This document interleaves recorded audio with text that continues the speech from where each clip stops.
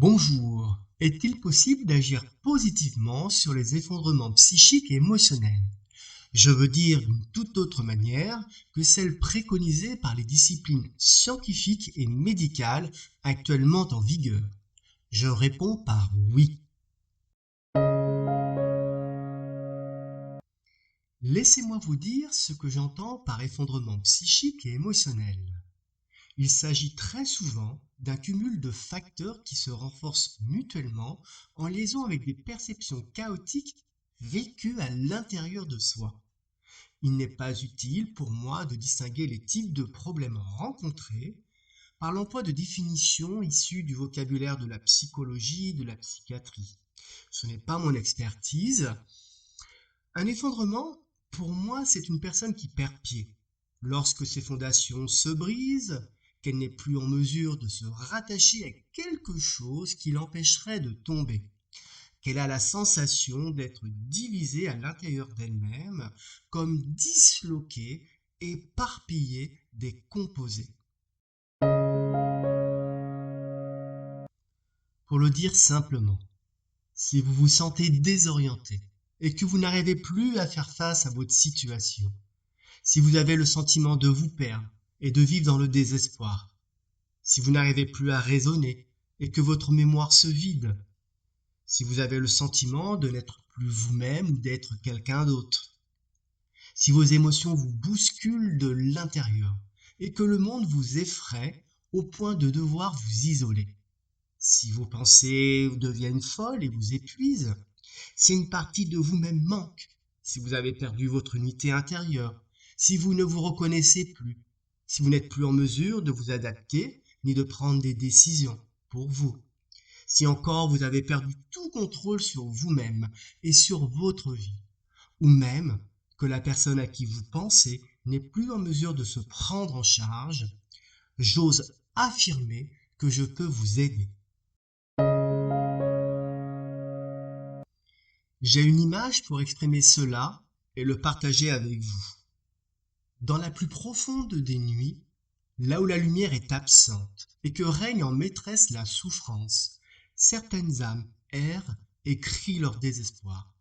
Je me perçois comme une balise lumineuse qui subitement se signale dans les confins de l'absence, un peu comme cette balise en mer qui oriente le bateau déboussolé pour l'aider à arriver à bon port. Aussi, même à la dérive, seul le bateau fend les eaux et brave la tempête. Ce n'est donc pas à moi. Il ne m'appartient pas de faire le trajet à la place de cet être qui se débat corps et âme. Cette clé de résurrection se trouve en la personne elle-même. Si au cœur de la nuit la plus sombre, j'ai la possibilité de réaffirmer l'espérance en la paix de l'âme pour vous aider à changer votre vie, alors vraiment, j'en serais ravi, vraiment. Ce qui limite les réussites, ce sont les croyances et les certitudes. On ne s'en rend pas compte, mais nos certitudes sont des prisons qui limitent les possibles, alors même que quelque chose de supérieur en nous nous fait sentir qu'il existe autre chose de meilleur pour nous. Mais cela nous reste inaccessible, car nous croulons sous le poids d'une réalité qui a raison de nous par les souffrances qu'elle nous inflige. Ces certitudes que nous avons agissent comme des programmes automatiques qui nous empêchent de solutionner nos problèmes. Pire encore, ces programmes sont invisibles et agissent sans que notre volonté puisse s'en saisir. L'autre limite, qui peut nous contraindre et nous faire tomber en désespérance, ce sont les lésions irréversibles et corporelles. Celles-là s'inscrivent dans l'organisme physique en provoquant quelques handicaps insurmontables. Ce qui déverrouille et ouvre les portes closes, ce sont des connexions avec certains mondes intérieurs, par le contact avec certaines puissances appartenant au domaine de l'esprit. Toute maladie est d'abord un esprit qui agit comme une entité indépendante. Si on n'arrive pas à remonter vers la cause, l'emploi d'une matrice adéquate peut y aider, en ce sens qu'elle structure et guide un contact dans les mondes invisibles où se trouvent des puissances agissantes. Il y a tout intérêt à travailler sur les plans vibratoires et énergétiques, surtout lorsqu'il s'agit des maux de l'âme.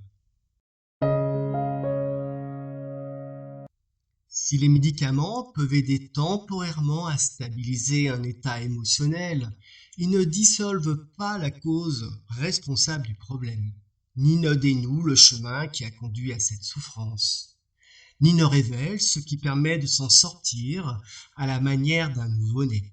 Quelle que soit la souffrance, il y a quelque chose en nous qui reste toujours intact et inviolé, combien même la tornade aurait tout détruit sur son passage.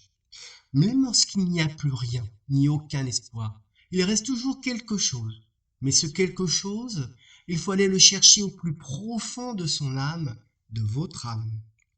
Mon idée est que la vie autorise toutes les réparations, toutes les régénérations, toutes les recréations de soi-même. Ce qui ne veut pas dire que le chemin pour y parvenir soit facile et sans embûches. Il peut être nécessaire de procéder à quelques abandons, quelques renoncements intérieurs, de ce qui apparaît pourtant à nos yeux comme de plus précieux, et surtout de plus précieux. C'est probablement là que se concrétise la différence entre tenter et réussir. Je vous salue bien.